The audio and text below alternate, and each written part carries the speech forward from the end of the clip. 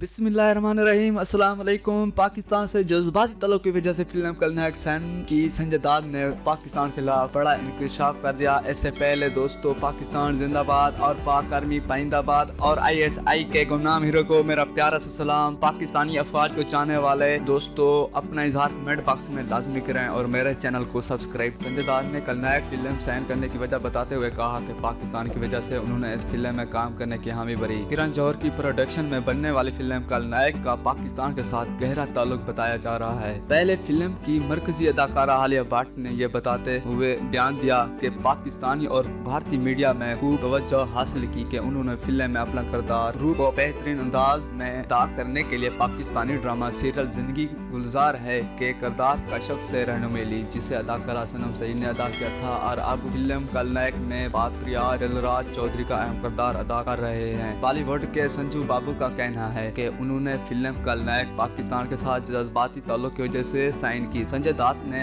हाल ही में एक भारतीय वेबसाइट को इंटरव्यू देते हुए कहा है कि 1983 में जब वो फिल्म गुमराह में काम कर रहे थे तो उस वक्त प्रोड्यूसर जौहर किरण जौहर के वालिद ने उन्हें फिल्म खलनायक की कहानी से मुतल्लिक बताया। यश और किरण जौहर की प्रोडक्शन कंपनी धर्मा प्रोडक्शन बिल्कुल मेरी फैमिली की तरह है, लिहाजा गुज़श्ता बरस किरण जौहर ने जब दोबारा मुझसे इस फिल्म के हवाले से बात की तो मैंने फिल्म में काम करने की हामी भर ली। संजय दत्त ने फिल्म में काम करने की वजह बताते हुए कहा कि खलनायक में मेरे किरदार का नाम बलराज है, जो कि मेरे वालिद सुनील दत्त का असल नाम ही है। बरसगीर की तकसीम के वक्त मेरे वालिद पाकिस्तान से भारत आए थे, लिहाजा इससे मेरा जज्बाती ताल्लुक है। इससे कबल यह खबर भी सामने आ चुकी है कि यश जौहर ने फिल्म खलनायक के सीट के तैयारी के लिए 15 साल कबल पाकिस्तान के शहर लाहौर का दौरा किया था, ताहम वो ये फिल्म मुकम्मल न कर सके और अब उनके बेटे किरण जौहर ने अपने वालिद का ख्वाब पूरा करने के लिए फिल्म खलनायक बनाई है। फिल्म में आलिया भट्ट, वरुण धवन, सोनाक्षी सोना,